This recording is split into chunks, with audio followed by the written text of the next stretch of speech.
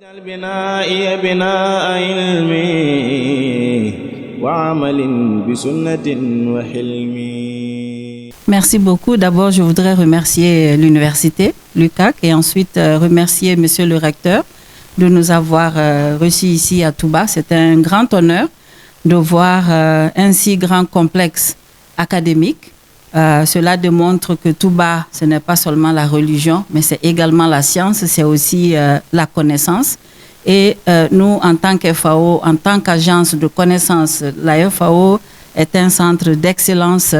dans tout ce qui est agriculture, grand A, que ce soit foresterie, élevage et autres. Et donc, être ici aujourd'hui pour nous revêt d'une grande importance. Et donc, nous voudrons vraiment collaborer avec l'université qui va nous servir non seulement de rempart pour toucher les communautés de Touba, mais même au-delà de Touba, parce que je viens de voir que la communauté de Touba, en fait, s'étend en dehors de la ville de Touba. Et donc, très bientôt, nous allons travailler sur une convention de collaboration avec l'université qui, nous espérons, va porter ses fruits pour apprendre aux jeunes filles, mais également aux jeunes hommes, apprendre les métiers de l'agriculture et pouvoir faire une vie à partir de là. Parce que quand on parle de l'agriculture, nous, à la FAO, nous prenons ce que nous appelons l'écosystème, c'est-à-dire la chaîne de valeur, la prendre de bout en bout, que ce soit de la production jusqu'à sa commercialisation. Et on espère qu'à travers l'université, à travers les structures, les belles structures que nous venons de voir, qu'il y aura des apprenants qui viendront et qui vont se servir de cette connaissance pour aussi avoir une vie meilleure. Absolument. L'université va nous servir de base scientifique et académique. Le projet de perte alimentaire durant le Magal est un problème que la communauté de Touba pose parce que c'est un grand rassemblement qui demande également une grosse quantité de nourriture. Alors nous voulons apporter des petites technologies, des technologies simples à la communauté de Touba pour pouvoir transformer ces aliments-là de telle manière à ce que ça puisse être recyclé de plusieurs manières. Ça peut servir à la fertilité des sols, mais ça peut également servir à soutenir les populations vulnérables, à ceux qui aient plus faim. Alors, dans la transformation des déchets, effectivement, nous avons également un programme lié à ce qu'on appelle les mouches soldats noirs. C'est-à-dire, c'est de prendre les déchets et les recycler et nourrir ces mouches-là qui peuvent aider également à fertiliser les sols, à faire de sorte que les sols aient besoin de moins d'engrais chimiques pour que nous ayons des aliments un peu plus sains. Parce que l'objectif à la FAO, c'est également, au-delà de produire, c'est également de donner de la nourriture saine aux populations. Absolument, puisque cette collaboration-là, c'est avec des données scientifiques, c'est avec beaucoup de précision qu'il faut la faire et il n'y a pas de meilleure place qu'avec l'université pour la faire. Donc nous comptons évidemment sur cette collaboration. Oui, aujourd'hui, nous avons eu le plaisir d'accueillir la délégation de Madame la représentante de la FAO au Sénégal,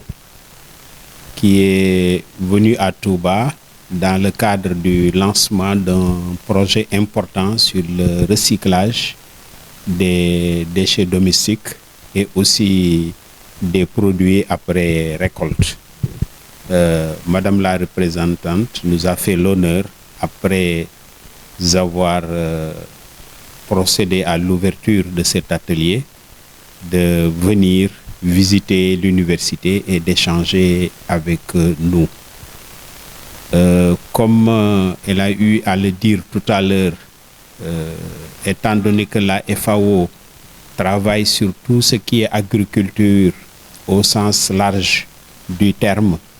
et que l'université Cheikh Ahmadoul Khadim a une UFR d'agronomie, de technologie alimentaire et d'élevage, il est évident que la complémentarité existe entre cette institution internationale et notre universitaire notre université qui est communautaire. Les projets seront axés justement autour de cet axe sur l'agronomie, les produits alimentaires, l'environnement, avec des points importants sur tout ce qui est formation, recherche et service à la communauté. Vous savez que notre université est très connectée à la communauté mouride et tout ce que nous faisons, nous tenons compte des attentes de cette communauté. Donc les projets déclinés tout à l'heure dans le cadre de nos discussions, nous allons nous atteler à les mettre en œuvre sur le plan de la formation, de la recherche et du service à la communauté, en ayant une base importante formelle, c'est de signer une convention entre la FAO et l'université Cheikh Ahmadou Khadim. Nous nous réjouissons de cette démarche et nous allons nous atteler à rendre concret ces idées de projets qui ont été formulées pendant notre rencontre. Oui, vous savez que la communauté mouride a une forte activité agricole. D'ailleurs, son histoire sur le plan de l'économie repose principalement sur l'agriculture. Cette tradition de pratique de l'agriculture a été maintenue pendant plusieurs générations et actuellement, vous savez que aussi les familles mourides, de hauts responsables mourides travaillent dans l'agriculture. Et c'est pas pour rien que lors de l'élaboration du projet, nous avons mis en place une UFR d'agronomie. Parce que le principe de mettre en place cette université, c'est de fournir des formations utiles pour la communauté mouride, pour le Sénégal, pour l'Afrique de manière générale. Donc la mise en œuvre va entrer dans le cadre de nos missions de formation et de recherche. Les compétences existent, les structures existent et la FAO a aussi toutes les connaissances pour nous accompagner dans la mise en œuvre et surtout la valorisation au niveau de la communauté mouride. C'est cela qui est important. Et si on parle de transformation des céréales, de transformation de l'arachide, mais on pense évidemment à toutes ces associations de femmes qui travaillent à Touba quotidiennement, qui produisent beaucoup, commercialisent aussi bien à Touba qu'à l'échelle nationale. Et il est toujours important de travailler sur les questions soulevées par cette activité importante afin d'accompagner ces associations, mais aussi toute personne qui est dans le mouridisme et qui travaille dans le domaine de l'agriculture ou des technologies alimentaires. waaw damay commencer d'abord di remercier bu baax a baax monsieur le recteur ak toute son équipe dalal bu ñu dalal fii ci université bi ci biir waxtaan bi recteur monsieur le recteur xamal nañu ne nu ñu tabaxee université bi ak ndigal li nga xamante ne sëñ bi joxe na ko mu waral engagement communautaire bi nga xamante ne moo tabax université bi mu nekk université boo xamante ne université njàngale la diine mais université la aussi boo xamante ne dafay dëgëral xam-xam te FAO bu ñëwee fekk fii contexte bu mel noonu dañu nekk à l'aise pour mën a liggéey ak université bi parce que FAO aussi ku ko xam-xam ne agence su technique la bu Nations Unies boo xamante ne aussi science lay doxal jëmale ko si mbay bu ñu waxee mbay mu yaatu la loo xamante ne mbay la sàmm la foresterie la ak yooyu yi nga xamante ne day développer jàppale pour ñu mën a doxal système alimentaire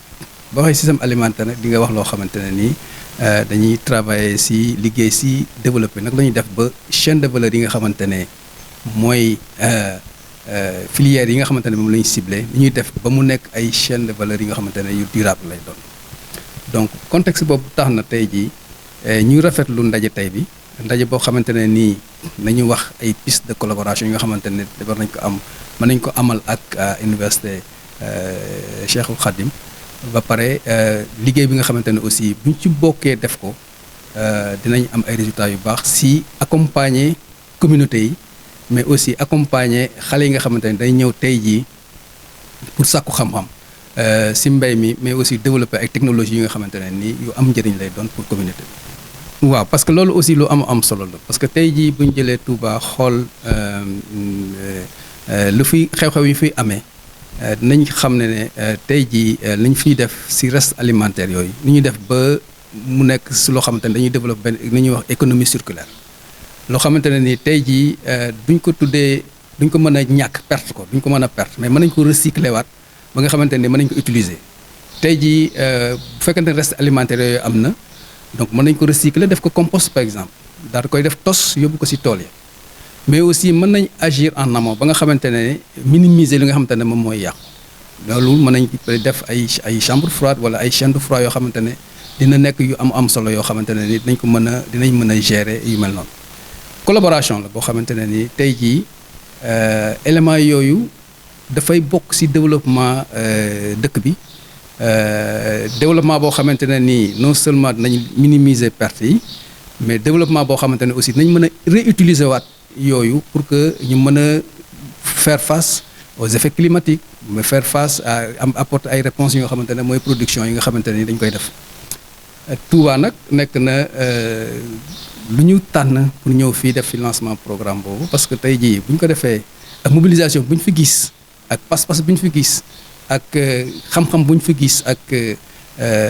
discipline bu ñu fi gis tax na ñu am yaakaar ne am yaqeen bu baax que ne bu ñu fi initier dara yaakaar naa ne dina dox te dina nekk servir d'exemple au Sénégal donc loolu moo waral tey jii ñu def fi nii ñu ñëw fi tey dajeeg université dajeeg monsieur le recteur fas yéene liggéeyandoo ak moom aussi si aspect yi nga xamante ne mooy jëm si aspect yooyu ak aussi aspect yi nga xamante ne dina accompagner jeunes yi pour que ñu mën a taxaw bu baax si système alimentaire yi d'une manière durable. tey dañu doon dalal benn délégation bu am solo muy njiitu FAO fii ci Sénégal ànd ak ay collaborateurs am moom nag li ko indi woon Touba tey mooy mu liggéey ak responsable ministère de l'agriculture et de l'élevage pour ubbi benn atelier boo xam ne projet wu nu ñuy mën a utiliser yi nga xam ne day jóge ci ñam yi bu ñu leen jëfandikoo ba pare wala boo garab yi ñoreele seen meññeent wala nga bay ko lii des nu ñuy def ba nga xam ne du yàqu loolu projet boobu lañ doon lancé ci université nag dafa bokk ci projet boobu liggéey ceeg FAO préparé ko ba atelier bi yàlla def tey ji moom ñëw na lancé ko ak autorité ministère de l'agriculture bi ci loolu nag bi ñu paree liggéey boobu la ñëw fii pour gën a xam li université bi di def naka la tëddee ak aussi lépp luy agronomie lépp luy mbay di lépp luy jëm ci yor mala yi ak lépp luy transformer produits alimentaires produits agriculture yi mu jëm ci ñam yi lu ci université mën a def ak lu mu yéenee def ak FAO parce que FAO da ciy liggéey loolu fii ci Sénégal ak Afrique yëpp ci loolu nag la ñu ko présenté totalement complexe bi ci daaray alxuraan ji majalis bi ba ci université bi insister nag ci daara ju kawe ji nga xam ne dañ ko am muy jàngale mbirum mbay ci loolu nag lañ gisale mën nañoo lëkkaloo ñu nag FAO pour mën a taxawal yenn projet yi jëm ci agriculture jëm ci élevage mais surtout jëm ci mbirum ñam yi nuñ leen di toppatoo nuñ leen di defaree ba mu sell nuñ koy mën a wasaaree ci askan wi ba ku ko soxla man cee jot na mu gënee mais aussi bu ñu ko jëfandikoo ba pare mu des loolu des nooy def ba du yàqu bari na yuñ ci mën a def yii ay engrais la yii mën na indi énergie yii mën nañ ko def noo xam ne sax am na ñeneen ñu koy soxla ci loolu nag lañ doon waxtaan te yaakaar naa convention bii ñuy bëgg a ñu koy préparer xaatim ak FAO dinañu may yoon pour ñu mën a lëkkaloo liggéey ci loolu nga xam ne moom lañ yéene te fekk ñu ci déjà ñun ñu nekk ci fii ci Touba ak li ko wër. waaw xam nga particularité université Cheikh Ahmadoul Khadim mooy université privée la mais communautaire xalif bee ko taxawal te bi mu koy taxawal da cee boole képp ku am kàddu ci murid yi woo ci aussi taalibe yëpp ñoom ñoo ko ànd taxawal ce qui fait que nii mu taxawee it bis bu nekk bu ñuy liggéey ñun ak communauté bi ñoo bokk lu ñuy liggéey ci li communauté bi soxla xalif bi soxla ko ci la ñuy dox guddi ak bëccëg muy mbirum njàngale di mbirum gëstu di mbirum jàppale ndaw ñi pour ñu liggéey ba pare it yeneen question yi nga xam ne communauté bi da koy soulever université dugal ci xam-xamam pour mën a joxe ay solution loolu moo tax lii ñuy wax tey jii mbirum ñam xam nga kuy wax mbirum ñam xalaat bernde yi muy màggal gu ndaw màggal gu mag gi di yeneen màggal yi ko wër yëpp ci Touba loolu occasion la pour que encore ñu jege communauté bi xam lu ñuy xaar ci ñun ci ñam yooyu ñu mën a liggéey ak ñoom ci mbirum ñam yooyu mais aussi lépp lu jóge ci ñam yooyu te naroon ko sànni nu ñuy def ba mën koo utiliser pour moom amal beneen njariñ askan wi wudul ñu jël ko rek tuur ko wala ñu sànni ko wala ñu gas suul ko. binaa'i binaa ilmi wa amalin bi sunnatin wa hilmi